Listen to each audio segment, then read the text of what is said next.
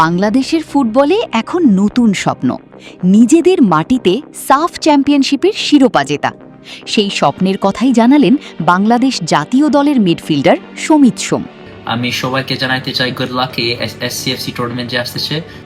সম্প্রতি দেওয়া এক সাক্ষাৎকারে শমিত সোম জানিয়েছেন, আসন্ন সাফ চ্যাম্পিয়নশিপে বাংলাদেশকে ঘিরে দলের ভেতরে বড় প্রত্যাশা রয়েছে। তার মতে নিজেদের মাঠে খেলা এবং সমর্থকদের ব্যাপক উচ্ছ্বাস বাংলাদেশকে বাড়তি আত্মবিশ্বাস দেবে। শমিত বলেন, বাংলাদেশকে অনেকে এবারের সাফের অন্যতম ফেভারিট হিসেবে দেখছেন, তবে প্রতিযোগিতাটি সহজ হবে না। ভারত, শ্রীলঙ্কা ও পাকিস্তানের মতো দলগুলোও শক্তিশালী।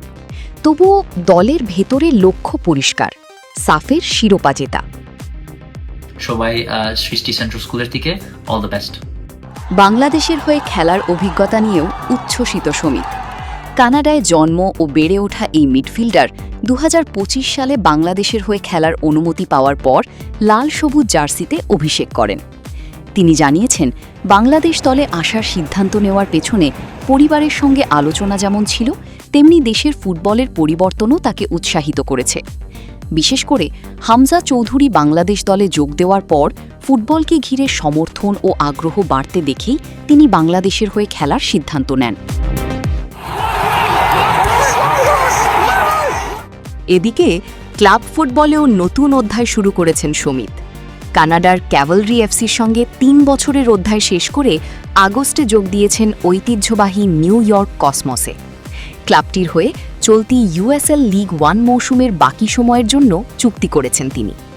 তবে শমিতের চোখ এখন আরও বড় লক্ষ্যে।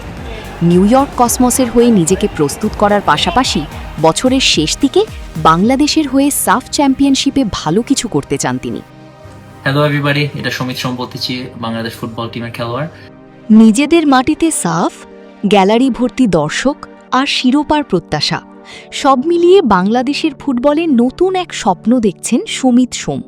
আর সেই স্বপ্নের শেষটা তিনি দেখতে চান লাল সবুজের হাতে সাফের ট্রফি দিয়ে।